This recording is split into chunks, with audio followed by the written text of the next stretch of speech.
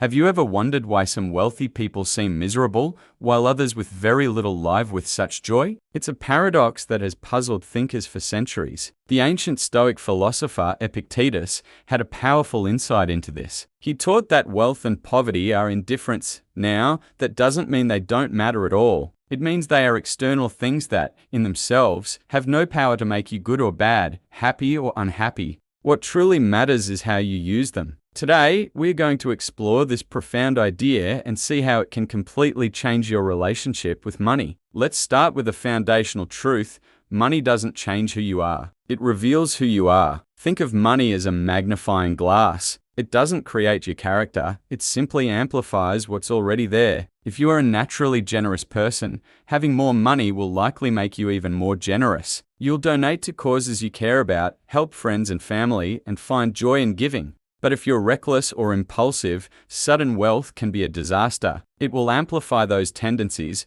leading to spiraling debt, bad investments, and chaos. We've all seen the stories of lottery winners who end up broke and miserable just a few years later. It wasn't the money that ruined them. The money simply gave their pre-existing habits a much larger stage to play out on. The same is true for poverty. It doesn't automatically make someone virtuous. Financial hardship can reveal incredible resilience, creativity, and community spirit, but it can also reveal desperation, envy, and bitterness. The external circumstance isn't the cause. It's the test that shows your true colors. This leads to another crucial point. Being rich does not equal being happy, and being poor does not equal being miserable. Our culture constantly bombards us with the message that more money will solve all our problems and deliver lasting happiness. But research and countless personal stories tell us otherwise. Emotional well-being is far more dependent on your mindset than your income. It's about your expectations and your sense of control over your own life. A person earning a modest salary but who feels in control of their choices,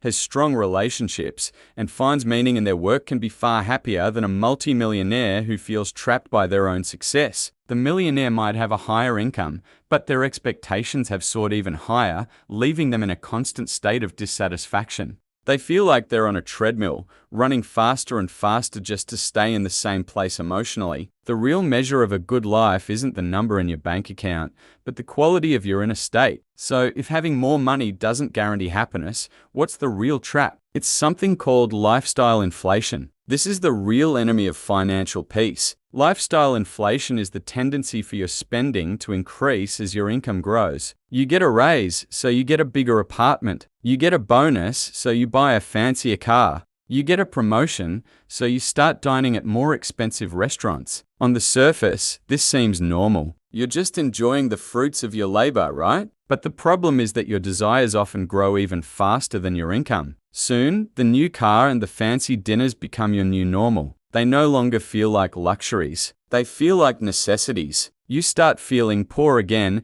even though you're earning more than ever before. You're trapped in a cycle of wanting more, getting more, and then wanting even more. This is why many high earners live paycheck to paycheck, stressed about money despite their impressive salaries. They haven't mastered their desires, so no amount of money will ever be enough. This is where the Stoic idea of true wealth comes in. True wealth isn't about luxury cars or designer clothes. It's about freedom. It's the ability to wake up in the morning and say, I'm going to do what I want to do today. It's having the financial runway to say no to a job you hate, a project that compromises your values, or a client who drains your energy. It's about controlling your own time, which is your most finite and precious resource. It's about reducing the constant, low-grade stress that comes from financial insecurity. When you have this kind of freedom, you don't need to impress anyone. You don't need to keep up with the Joneses. You have something far more valuable than material possessions. You have autonomy over your own life. That is a luxury that money can buy, but only if you use it wisely, not to inflate your lifestyle,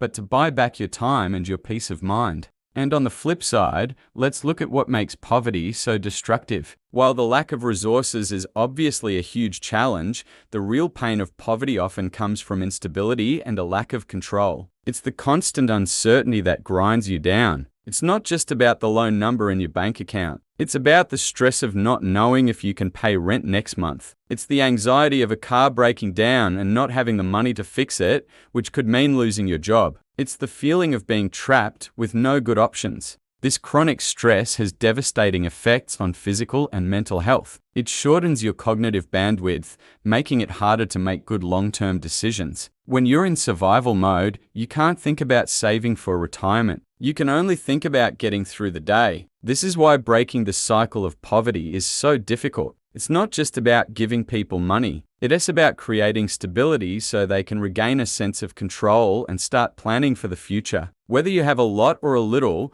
there is one universal destroyer of financial satisfaction: comparison. As soon as you start measuring your success against others, you've lost the game. There will always be someone with a bigger house, a faster car, a more exotic vacation. Social media has put this on hyperdrive. We're constantly seeing the curated highlight reels of everyone else's lives, and it can make our own accomplishments feel small and meaningless. You could be perfectly happy with your life, and then you see a friend's post about their new promotion, and suddenly you feel inadequate. Comparison is the thief of joy. It takes the focus off your own journey and puts it onto an endless, unwinnable competition. The only person you should be comparing yourself to is the person you were yesterday. Are you making progress towards your own goals based on your own values? That's the only metric that matters. So how do you escape this trap of comparison and lifestyle inflation? By embracing one of the most powerful words in finance and in life: enough. Knowing when you have enough is the skill that separates financial peace from perpetual anxiety. Enough is not a specific number. It's a feeling. It is the point where you have what you need to live a good life according to your own definition, plus a buffer for security. It's the moment you realize that chasing more won't actually make you any happier. Reaching the state of enough allows you to get off the hamster wheel. It allows you to redirect your energy from accumulating more stuff to pursuing things with deeper meaning: relationships, hobbies, learning, and contributing to your community. Without a clear definition of what enough means for you, you will be forever driven by the ghost of more. Ultimately, this all comes down to reframing your relationship with money. Money is not a scorecard of your worth as a person. It is a tool. A very powerful tool, but a tool nonetheless. It should serve your life, not become the purpose of your life. A hammer is a great tool for building a house, but you wouldn't spend your whole life collecting hammers and polishing them, admiring them on a shelf. You'd use them to build something. Money is the same. It's a resource to help you build the life you want. A life of freedom, security, and purpose. When money becomes the goal itself, you've lost sight of what's truly important. You become a servant to your money instead of having it serve you.